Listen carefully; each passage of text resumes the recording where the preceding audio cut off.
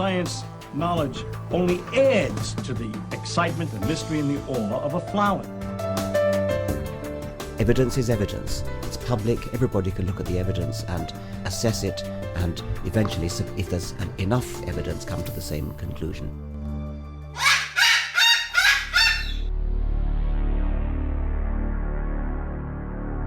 Cockatoos with attitude. Cockatude.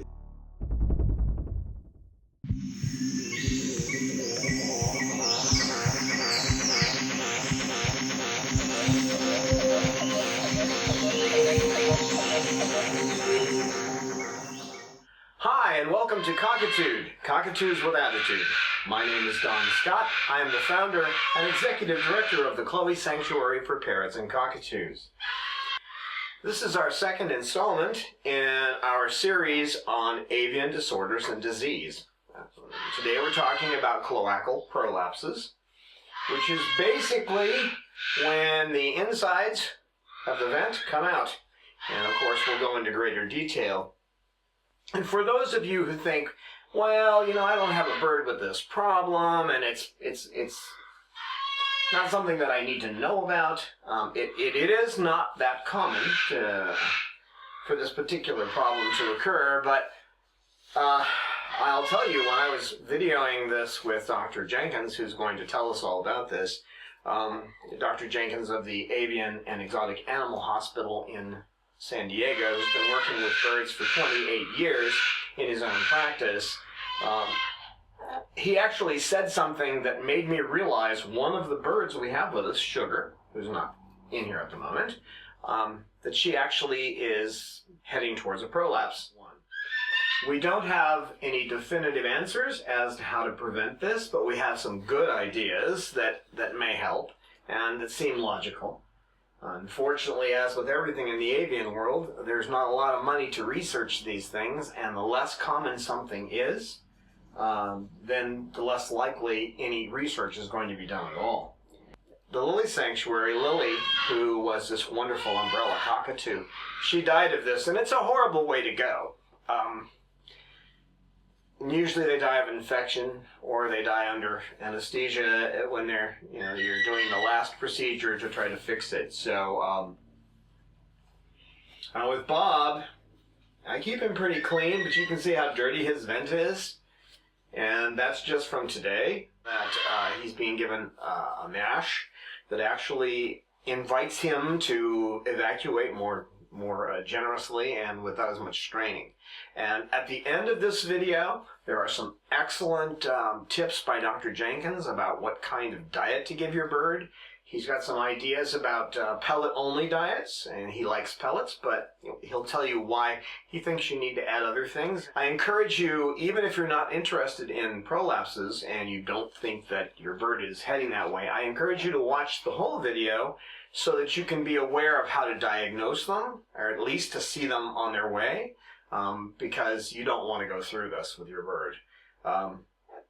Also, those of you who are interested in nutrition for birds, and Dr. Jenkins does a great job at the end talking about that. And you can also see our video called Bob's Mash. It's an 11-minute video out at YouTube, and it talks about the mash we're now using for all the birds, and it's amazing. The size of the poop used to be about the size of a quarter for most of the birds, some smaller when we got them. And now we're talking about the size of a dollar. We do have on our blog, we do have a section on poopology, so it's good to know that stuff because it'll tell you about disease. It will help you to get a handle on something before it gets out of your control. Pay particular attention to the nutrition section and feeding at the end, which may prevent your bird from possibly developing this. And also to the signs that show that it's on its way. If you can catch it early enough, it's possible, we don't know for sure, but that the proper nutrition and enough liquid in their diet may prevent it from showing up either for a long time and may actually stop it altogether. We don't know. And please, if you can find it in your heart to give something to us, $5, $10, something. It costs a fortune to take care of these birds. each of these birds, like Bob, for example, with everything we have to do with him and his medical exams and everything, it's running about $2,000 a year for him. We have 12 birds here, all very damaged, and we'd appreciate it if you could help out. And if you could go to patreon.com and become a patron, so that every time we produce one of these videos, that's roughly every 2 weeks, it'll give us a little something to keep us going with these videos. It takes a long time to put them together. The average time to put together a video is 30 hours, and you're talking quite a bit of late night work for me. So we would appreciate it if you could help us, and we value all of our patrons. Thank you so much for donating and helping us to care for these birds and to produce these videos to help educate the public. And of course, we learn more as we go along too. So here we go. This is Dr. Jenkins of the Avian and Exotic Animal Hospital in San Diego.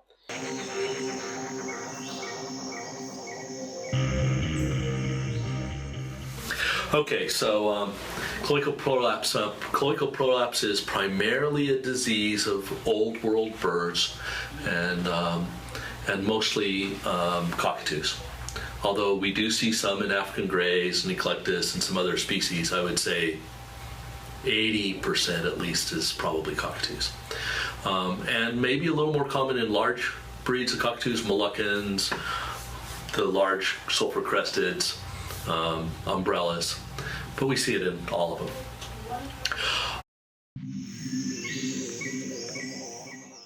It typically presents early as birds who have dirty vents. They have droppings on their tail feathers. That's probably where most people see it, and then the people who just aren't quite as observant see birds who are straining to pass droppings, and oftentimes grunting or groaning or squeaking when they go. And the reason for that is that these birds are putting on an abdominal press to try and get the urine and feces that's in their cloaca to come out. Sometimes people notice the smell to their urine or their feces because this material, the feces and urine, isn't being passed on a regular basis. It gives time for bacteria to grow in there, so you get those sour, sweet, fermenting, infected dropping smell. Some of those birds also have cloacitis, the birdie equivalent of a urinary tract infection, where the lining of their cloaca gets inflamed, and then they feel an urgency to go, or they strain even more to try and pass droppings. Some birds will actually even form what are called cloacal liths, which is the equivalent of a bladder stone, because that material stays in there long enough, and with the bacteria and stuff, that urine and feces will form an actual concretion that'll fill their cloaca. And what's going on, but what people don't notice right off usually, is the fact that the bird's lost the ability to normally use its vent. Their vents don't pucker up and contract the way that they're supposed to, and so that's partially why they dribble urine or feces out of their vent. And the contractions, the peristaltic contractions that empty their vent, no longer work quite right. So in order to empty the urine and feces out of there, they have to press with their abdominal wall. Now, if they do that long enough, what happens is the contraction tends to not only push the material that's in their cloaca out, but it tends to try and push their whole cloaca out. And as that happens, the cloaca gets stretched more and more and more, so that just the size of the cloaca, both from being overly full of urine and feces and being stretched by the abdominal contractions, gets baggier and baggier and baggier. Then one day they put on this big abdominal contraction and plop, the whole cloaca turns inside out, like you're turning your socks inside out. If they haven't noticed it before, people notice that there's something wrong with their bird then, because they've got this big pink raspberry sticking out of their vent. diagnosis? Well, we diagnose it by both just based on physical signs, but not only the fact that something's sticking out, but that tissue is relatively normal that's sticking out. There's no mass or tumor or growth in there. We diagnose it also on the fact that these birds don't have normal muscle tone or sensation to those tissues. So I take and pinch their vent or poke them with something sharp in that cloacal tissue. They can't feel me do it. But there's no real test. We don't know what causes it. So there isn't a diagnostic blood test. There isn't a diagnostic culture. So it's based pretty much on that history of this slowly developing signs and symptoms of having prolapse, and then the prolapse itself. So the other things that we do. I have to say something because I'm going to forget. Sure. You just said something about that grunting sound. Uh-huh. Sugar was doing that. Oh. I put her on that new diet with the squash and the pellets mixed into it. She's not making that sound anymore. And it's coming out. And she never had anything like, it didn't look like she was straining, but she would make that sound. Yeah, exactly. Yeah. Which is them putting on the abdominal press, probably. Probably, yeah. Yeah, because in order to do it, they have to close their vocal folds, which I'm pointing to my chest because the vocal folds of birds are in their syrinx where their windpipe diverges, divides in half, rather than up here. But they close they have to, in order to press hard, they have to close that so that when they put the pressure on, their abdomen doesn't just blow air out of their lungs. Their air sacs. Sorry. So when they press down hard, some of that air is going to blow through their closed vocal folds, and they make that grunty noise. Yeah. So I guess part of diagnosis, also is proving that they don't have something else. So, and understanding what secondary problems they have. So it wouldn't be uncommon for a bird who had cloacal prolapse to get a culture done of its cloaca, having some basic blood work done, a white count and chemistries, make sure there isn't something else obvious going on, make sure they don't have an infection that's significant enough that they need systemic antibiotics. Maybe an x-ray, because this is a neurological thing. We want to rule out that they didn't break their back or have something else happen that would, to their spinal cord, they don't have a tumor, something that would be interrupting the nerve flow back and forth from that area of their cloaca. And those things would be uncommon, but it would be stupid to miss them. So those three things might be involved in the diagnosis as well. But they're actually aimed at ruling out other things, not really trying to prove that, the syndrome. So.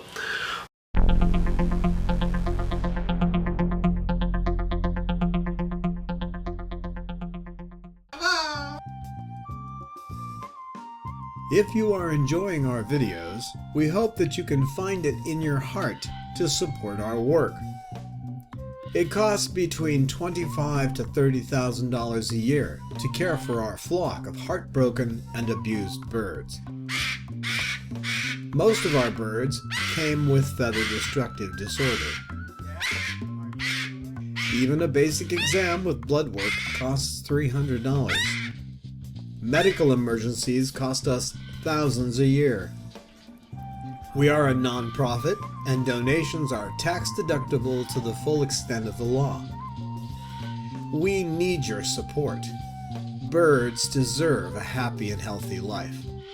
Become our patron at www.patreon.com/Chloe Sanctuary to support us on a per-video basis, or donate at our webpage today.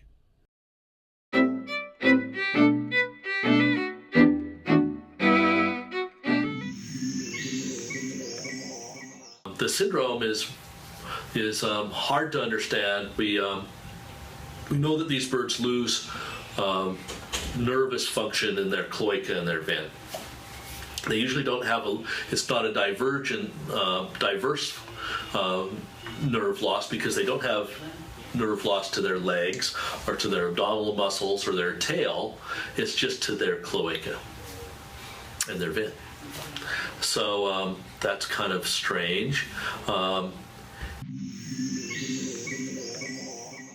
we've been phenomenally unsuccessful at fixing them. So anti-inflammatories like NSAIDs, that whole, ibuprofen, aspirin, naproxen family, the ones we tend to use in birds is meloxicam, probably more than anything else. We use Celebrex and some of the other veterinary anti-inflammatories as well. And even steroids, although we try not to use steroids in birds, we'll sometimes put these guys on steroids to see if, because nerve damage in mammals oftentimes will respond to steroids, but this disease does not seem to respond to that, doesn't respond to antibiotics. There's kind of a school of thought that this has something to do with egg laying or reproductive behavior, but at least in our population, we see almost as much of it in males as females. The female birds are only slightly overrepresented. So it may have something to do with that, but if it was about egg laying, you wouldn't see any of it in males. So I don't think it's actual egg laying itself. So I don't think that spaying or neutering these birds, we've tried drugs like Depo-Lupron or Deslorelin, both of which turn off hormones. They turn off both testosterone and estrogen. That doesn't seem to improve these birds. Now the question may exist that if we turn those hormones off before, would they not develop this problem? But it's pretty hard to say. We certainly are not going to do that on every cockatoo, and knowing which ones are going to develop. It's a small population that get cloacal prolapse, so knowing that your bird's going to get it or not get it doesn't seem to. Is impossible to know, and if they already have any symptoms, putting them on those drugs doesn't seem to stop it, in my experience.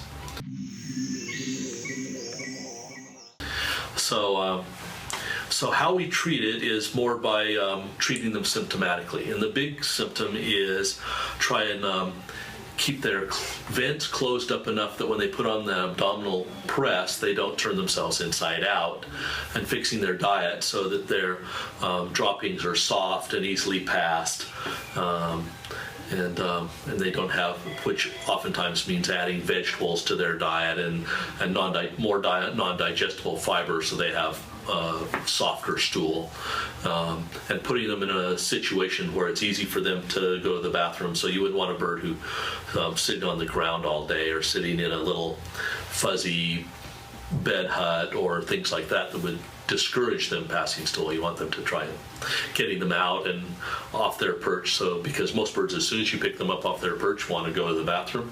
So getting them out often, putting them on open perches, all those things seem to help because it just increases frequency of passing stool. In the literature, there's a variety of ways to try and stop that cloaca from coming out, and I'm responsible for one of those, what's called a circumcostal cloacopexy, pretty big mouthful of words. And there's a number of other cloacopexies described. Cloacopexy means to attach your cloaca to something else. Pexy means to attach, or to, it's like a spot weld, or but despite the fact that I came up with one of those surgeries, we try not to do cloacopexies if we can help it in my practice, because we found if we just suture the vent closed a little bit, and we usually just do stay sutures, that we can get as much as 6 months out of a single set of sutures before they have to be replaced. And that can be done over and over again for literally years on end before we have to do the cloacopexy. Once we do a cloacopexy, it has a similar 1 to 2 year lifespan, and it's hard to redo it. Once it's done, it's challenging, perhaps not impossible, but challenging to do again. So we try to save that for a last resort. Once or twice in the bird's life sort of situation. So what we do is the vent of a bird, although it has a sphincter, is more of like a set of lips than a pulled closed, purse string closure. It's not a round little opening, it's more of a set of lips like this. So what we do with the birds who have prolapse is about 1/4 of the way in from either side, we put a big substantial nylon suture that has multiple knots tied in it so that it doesn't come untied, and that suture will stay there for months, and it just decreases the center opening of the vent, so when they put on that abdominal press, they don't turn themselves inside out. And that works on a lot of them. There's some of them, if they're really stretched out and their vents are really big, we do cloacal plasty is what we want, vent plasty. And what we do is on either edge of the lips of that vent, we'll cut tissue away from the junction between skin and mucous membrane for that same quarter of the diameter of the vent on either side, and then we close mucous membrane to mucous membrane and skin to skin, so we literally close the opening of the vent by that amount. We typically still put the sutures in because we need some support on that tissue till it heals and forms good scar tissue. But that'll permanently make the opening of the vent smaller, although in any of these scenarios, that opening of that vent tends to slowly get stretched out and gets bigger and bigger and bigger. So we use that vent plasty to close the size of the opening when it's finally gotten so big that it's hard to keep the vent closed with just 2 sutures. So we do those for literally as long as we can with those birds, typically years, 2, 3, 4 years of cloacoplasty. So we're usually seeing these birds 2 or 3 times a year to touch them up or whatever. Sometimes they'll lose a suture, we'll just throw it back in. And when they finally, that's just not working anymore, or they can prolapse even though they're down to a small amount of vent, then we'll do the cloacopexy, and there's a number of ways we can do that. The earliest ones, all that would happen is that the surgeon would put his finger up the bird's vent while it's asleep, of course, and tissues would be prepared surgically and everything, and a big old suture would be put through his abdominal wall, his or her abdominal wall, through the vent, back out through the abdominal wall, and a knot would be tied in it. And that would create a little attachment where the sutures came through, like a spot weld. And that would work, as long as the suture was in there, it would work pretty good. But that suture would come out in a period of time, and then our experience is that those little attachments would only hold on for maybe 6 months, a year at the outset, and they would come undone.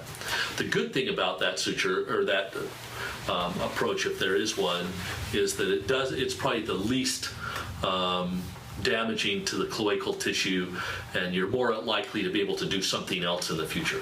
So if you're going to do an original cloacopexy, that's probably not a bad idea, although even that procedure can cost hundreds of dollars by the time you get the bird anesthetized and all that sort of thing in the hospital for a day. And so you're not getting a lot for your return. The second one that was described, and one that I think is probably done more than anything, an incision is made in the bird's abdomen, and then the fat removed between the abdominal wall and the cloaca, so that the cloaca can sit right against the abdominal wall, and then the incision in the abdominal wall is closed, or the cloaca is closed into that incision when you close it. So when you suture up that incision, every stitch you take a bite of the cloaca. And that works pretty well, and it lasts almost as long as some of the other things. However, the cloaca will stretch out enough that it'll start prolapsing again, and going back in to ever repair it again is almost impossible, because you have this big adhesion right down the midline where you'd like to go in to do it again, and when you open that up, it's almost impossible to get in there without opening up the cloaca, which we don't want to do. Then you get the serosal cloacopexies, or my circumcostal cloacopexy, where with the just peritoneal type serosal cloacopexy, both those require the condition to be chronic enough that the bladder portion of the cloaca is thickened.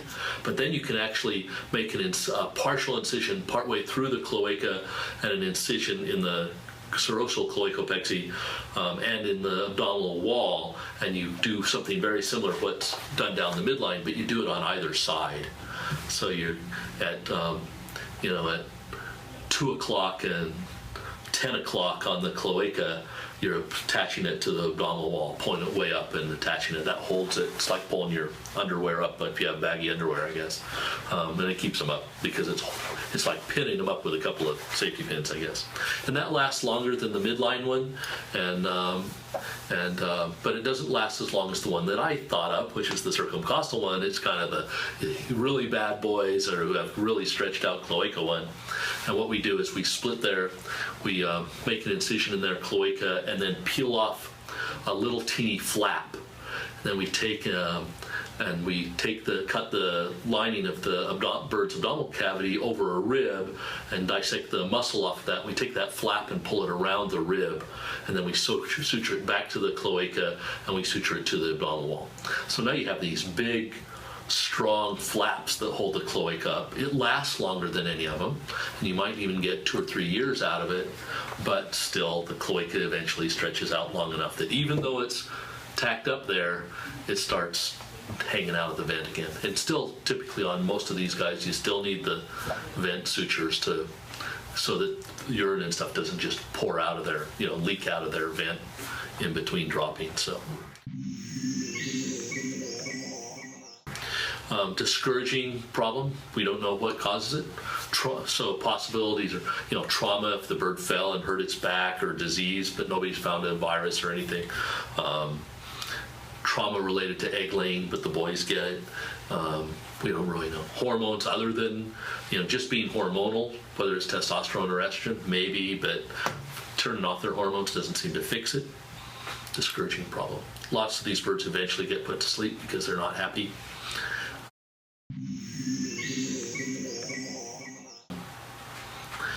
How do you prevent it? We don't know, because we don't know what causes it really.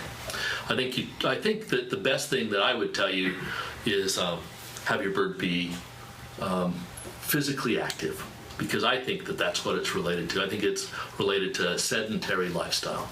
So birds who live their lives standing on a flat, round perch in a cage where there isn't much room to move, day after day, month after month, year after year, are probably more prone to get it.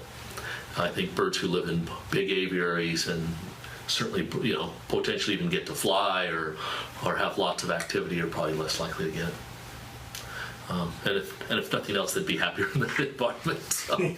So even if they got cloacal prolapse, they'd would have had a better life before they got it. So it's a discouraging disease. We don't like to see them. Yeah, Bob's doing much better, but it's a mess like down ahead there. Where he's going. Yeah, I tell you, so I didn't really talk about it, but I think that birds who have good diets and are active and stuff like that, even if they have it, they do better. They go back and stand on that perch forever. I think that they're, they don't do as well with their treatment. So. Well, I know that this diet that, because of you, I developed with the rowdy bush in it and the squash and everything. Birds that were pooping a 50-cent piece are now overnight they're pooping $1 worth of it, and it's got all that fiber in it. That tail goes down, the tail goes up, it's done, and they're on. I mean, it's just really fast. But before, I actually saw a little bit of a smaller volume, obviously, but I also saw that the motions were slower as far as going. Now they're just poop. Plus, I think that this is just an observation. I can't prove it, but I think parrots are not big water drinkers across the board. Even parrots from tropical environments and stuff, they get most of their water from their food. And so obviously parrots will drink, but I think they do better with moist, wet foods than they do with a bowl of water. So feeding it, one of my concerns about pellet-only diets is that it's dry. And I think those birds oftentimes don't drink as much water as I would like to see them drink. I don't have any way to prove that at this point in time, but that's the gut feeling I have from being around those birds who do nothing but that. I think that they're great diets, and there's some really great pellets out there, Rowdy Bush, Harrison's, a lot of those diets. But I think I'm at least reluctant to feed my own birds nothing but pellets, because I just don't think that there's it's not all about nutrition, it's also about format. In the 60s, with the advent of, like science diet and, science diet, instant breakfast and some of those things, I think nutritionalists, not physiologists, but nutritionalists kind of felt like in the 60s that they'd had our diet figured out so that you could get everything you needed in this one little wafer or one big tablet. You get all the amino acids and fats and whatever you needed, and we could just put it in this, that's all you'd have to do. But the reality is that you can't do that. You have to have fiber in your diet. You have to have, certain other format issues with your diet for you to really be healthy. Your colon was made to be driven by the presence of long fiber because we're a fermentive herbivore physiologically, and without the fiber, your colon just doesn't work right. And there's other aspects besides that. But I think that's also true for birds. And I think so to get nothing but, as much as I love it, Harrison's or Rowdy Bush or one of those other diets, misses the format aspect of that. So that's why my birds eat something similar, a combination of foods which includes a pellet, so they get that broad nutritional base from the pellet. But I think having, high fiber vegetables and some fruits and some other things in there that add to that from the format standpoint is probably important. It's funny too with the mash that I get the Costco organic vegetables too, and I mix it in there. So a lot of them will go for that corn. Sure. When they're eating their corn, it's all coated with the mash. Yeah. So they're getting all that liquid with the rowdy bush in it, and and the squash and everything. And it's I don't know. Yeah, in the summertime, I tend to pull the corn out of my birds' mash because I'm trying to decrease their calories as well. Yeah. But because my birds go outside pretty much 360 days out of the year or whatever. If it's raining horizontally, my birds stay in. But every other day, if it's raining and chilly, they still go out. But they do that every day, so they're all hardened off and accustomed to it. But I do give them more calories, so I will add some seed to their diet during really cold days. All winter long, they get some more high-calorie, carbohydrate-y things because I'm just trying to get more concentrated calories in them, and they do eat more when it's cold. So I'm just trying to kind of compensate for their environment. But in the summertime, when it's hot and nice, and I try to pull as much of that stuff out as possible because I don't want them fat. So try to I want them to have as much food as they want to eat, but not overdose their calories, because I think birds are like us. They will eat well beyond their caloric needs if they like the food. So Yeah, I've seen it too. yeah, obesity is a big problem, and especially in some species. Amazons and macaws and some other birds really, rose-breasted cockatoos, huge problem in those days. And we just try and get them off seeds as fast as possible completely, because Rosie's eating seeds is just a formula for disaster. Yeah, Sugar, because that was a good name for her because of the stuff they were giving her. She lost about 50 grams over time, and she stayed around 850 as far as the weight. Yeah. But she was overweight with all this junk they were feeding her, and she's happy, but Yeah. it's a tough one trying to get the right food into her. She eats the mash. It's fine.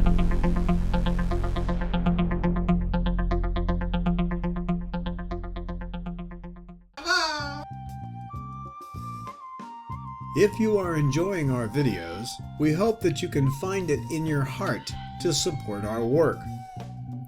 It costs between $25,000 to $30,000 a year to care for our flock of heartbroken and abused birds. Most of our birds came with feather destructive disorder.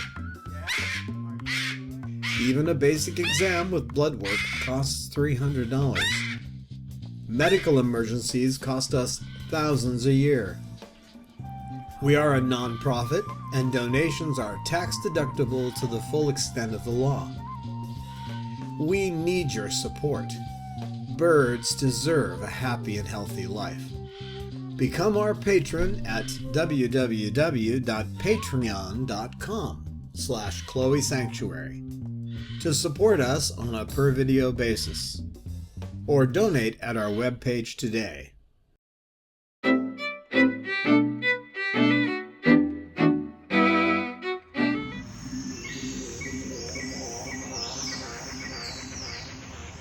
So you want to know about me? Yeah, And my definitely. background. I grew up in the mountains outside of Salt Lake City. Not on a big ranch or something, but a big enough piece of property that we were pretty isolated and in an environment where houses were far apart. But I grew up around all sorts of animals. We had dogs and eventually cats in the house, but I got to raise animals, baby animals. We chased and caught lizards. We raised the baby birds who fell out of nests. We had a raven who adopted us and came back year after year after year every summer to live at our house and eat the dog food. I raised a deer who turned out, a fawn who turned out to be blind when he grew up. I don't know if that's why it got isolated from its parents or if it had something else going on. The fish and game agent who took it away when we discovered it was blind never reported back as to the cause. All sorts of other animals. So I had my first parakeets and guinea pigs that were my own when I was 5, 6, 7. I had rabbits by the time I was 7 or 8. I was breeding rabbits and guinea pigs by the time I was in my early teens, mostly to support my animal addiction. I was lucky in that I knew that I wanted to do this when I was little. When I was in 2nd grade, I repeat this story all the time, but when I was in 2nd grade and I got to go to the school's library for the very first time, I checked out Dr. Dolittle, and that was in the early 60s, and it was right after the book had come out. As a matter of fact, I remember it was on the new bookshelf, so long before the movie came out, just to age myself. But I took that book home and had my mother read it to me as a training manual, because I knew I wanted to do this, and I thought that Dr. Dolittle book would be a good way to kind of let me know what I needed to know to be an exotic animal veterinarian. I remember the first time I ever went to see a veterinary hospital, I was very disappointed because it wasn't anything like I thought it should be. My hospital's much more like I would have liked it to be when I saw that. So I went to high school and college. Lots of people told me you're not likely to get into vet school, but thank God I was able to. Went to the University of Utah, got my undergraduate degree in biology with a strong emphasis in comparative physiology. That's my passion. I love comparative physiology. Went to vet school at Colorado State University, and then I was blessed to get to do a kind of a training position with the two big gurus of exotic animal medicine on the West Coast, Walt Roscoff and Rick Werpel. Rick, bless his soul, is dead and gone, died of colon cancer, but Walt's still seeing patients in Hawthorne, California. But these guys are responsible for the vast majority of the drug doses we still use today in these animals, and I would say 90% of the blood values that we use when we test them. As far as CBC and chemistries. It was kind of funny because I think the academic community really gave them a hard time and criticized them over the stuff that they published on those normals. But I think they've been vindicated because today, 30 years later, we still use all their same values, so they were right. They just, same for both the antibiotic doses and a number of other drug doses, which they had to do kind of more through trial and error because they weren't doing blood levels and things like that. They were just doing what they could, flying by the seat of their pants and finding out what worked and keeping track of it, so. But because I spent 3 years with Walt and Rick, I think I'm here where I am today, and I never would have been here had I not had that opportunity. So they're a big part of my success of being a bird and exotic animal veterinarian. Moved to San Diego in 1985, opened this hospital in March of 1987. Moved in November of 85, so it took me a little while to get the thing up and running, and it's been going for 28 years as of the first of this month. Got to see a lot of things, but it's the animals that teach me stuff more than anything. And we've been wise enough, I'd like to say, to go look. So every animal that dies unexpectedly, I'm twisting somebody's arm to let me do the post-mortem on it to find out what it had, why it died, what was going on. And I don't resent doing any of those necropsies over 30 years. I've done lots and lots and lots of necropsies. I was lucky enough to get included in the political aspect of bird medicine and reptile medicine and small mammal medicine, and get to be part of that community and help direct the direction that some of that medicine went for years and years. I've been kind of out of the political end since the late 90s. Now my kids are grown up, I may get back in, so they'd better watch out. Because, I don't know, the other thing about being in this business is you get to develop an opinion, and I certainly have mine. So the caveat with everything is that, you know, this is my opinion. Some of it's proven, some of it's challenging, if not impossible to prove. At least where we are today. So thankfully, I'm still here. Hopefully I'll be here for a lot of years to go. I like going to work every day. Part of it's liking people, you know, because I meet people all the time who go, I want to be a veterinarian because I don't really like people that well. But my business is really a people business, because everything we do is negotiation. You know, we have to work out, because it's not like human medicine where we just get to do everything we want with your patient. Somebody has to pay for it, I'm afraid, and so everything we do, pretty much, we sit down and try to figure out how to make it work. How do we do enough to save your animal at a price that you can afford, you know? So it's unfortunate, or fortunate, I don't know which, but it's the way veterinary medicine is. Please be sure and sign up at YouTube as one of our subscribers. And if you can find it in your heart, become one of our patrons, giving us $5 or $10 every time we produce one of these videos. That's twice a month. Average, it's every other week. Sometimes it may be a little longer than that. We may run into a situation where it might take us 3 weeks to put out a video. But we would certainly appreciate your help. And Bob would appreciate it, wouldn't you, Bob? Wouldn't you, Bob? Yeah. Bob says yes. Well, he doesn't say that. Babaloo, oops, Babaloo, what you doing? Bob, kisses? Aw, thank you, Bob. Babaloo, kisses? Aw, thank you, Bob. Kiss? I love you, Bob.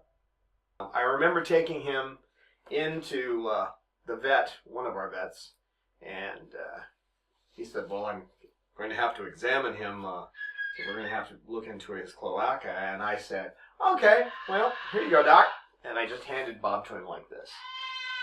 This is something you need to learn to do as veterinary behaviors. Opening up their wings where they don't have a problem with it. Being able to look down their throat.